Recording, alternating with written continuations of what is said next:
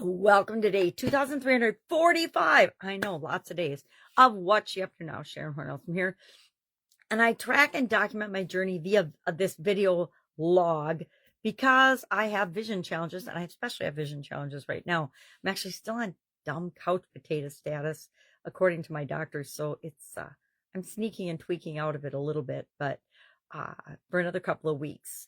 But today, for Supersize Your Business, we were talking about chat marketing strategies and using them for lead nurturing. And then we shared a 6-step process for actually implementing that strategy so that you don't just hear about a strategy and say, oh, well, that sounds good, but how do I actually do it? We shared step-by-step how you actually do it.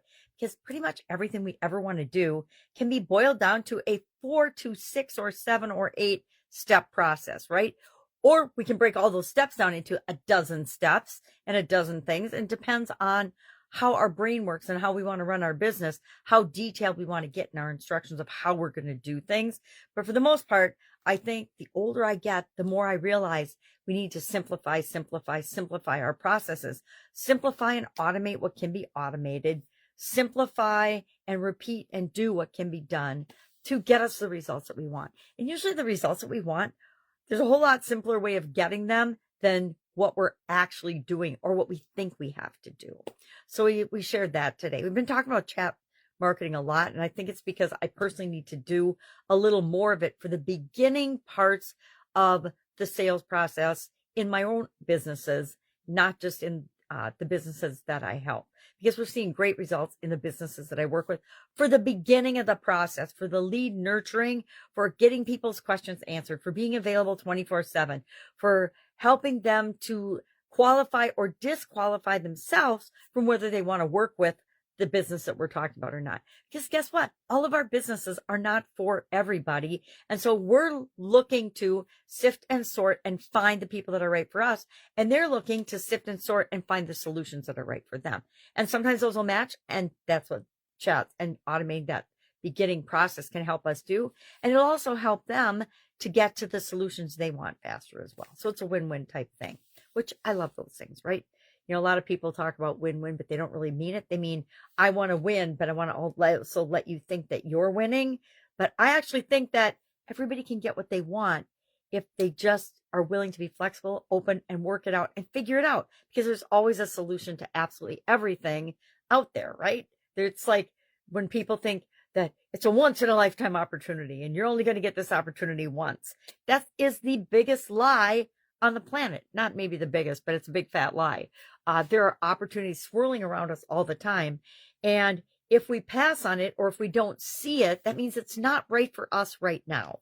But that doesn't mean there won't be, infinite possibilities and opportunities down the road, because there always are. For the Let's Grow Annual Challenge, today we are talking about step 7 of our growing process, which is give to get. Give what it is that you want to receive, especially in your relationships, right?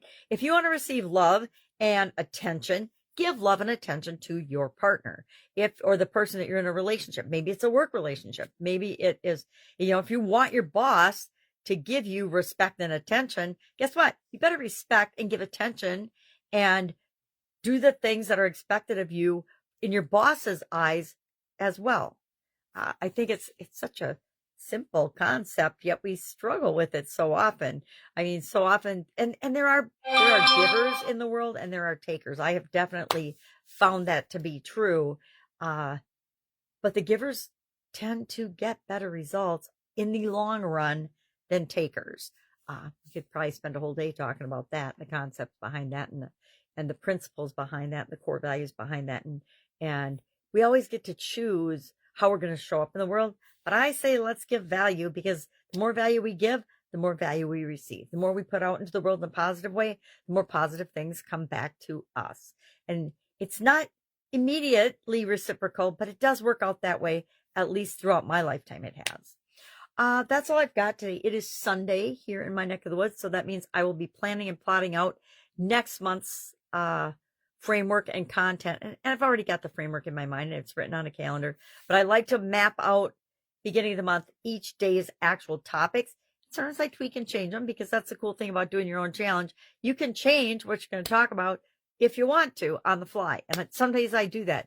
Some days, some months, something will come up that just is like, yeah, no, I got to talk about this right now.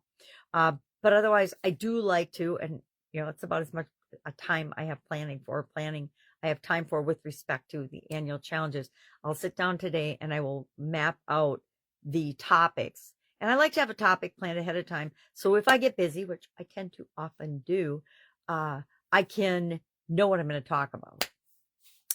If you have any topics, we're going to the type that actually I'm going to ask right now. If there's anything with respect to financial growth that you want to have us talk about in the challenge, please, please, please comment below this video.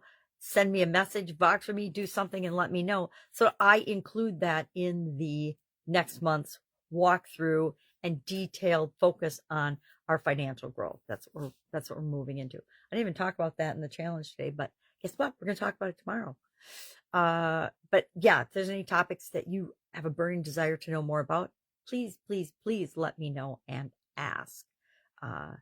I encourage people to ask because one of my biggest challenges throughout my life has been being willing to ask, right? And mostly it was because I didn't want to look stupid. I didn't want to ask. I remember in college, I was in the engineering programs in college, right? I'm an engineer by profession. And back in that day, because I'm pretty old now, there were 2 women in my engineering program, me and one other woman in my engineering program as we were going through our engineering classes. Everybody else was guys, right? And so believe me, it was very intimidating to be the only woman in the class, the only girl in a class, because I called myself a girl back then, the only girl in a class, and then raising my hand to ask a question because I didn't understand something, because I never wanted to look stupid in front of all the guys, which, talk about peer pressure. It was silly, but, looking back now, it's like, boy, that was silly because I had to struggle and try to figure stuff out or find somebody else to be in study groups with because I didn't want to ask the TAs and professors a question and look dumb in front of the guys. Boy, that's silly. So always ask, because guarantee you're not the only one with a question. If there's a question in your mind, I guarantee there's other people that have that exact same question. All right, that's it. I'm done pontificating. Have an awesome day, and I'll, of course, see you tomorrow.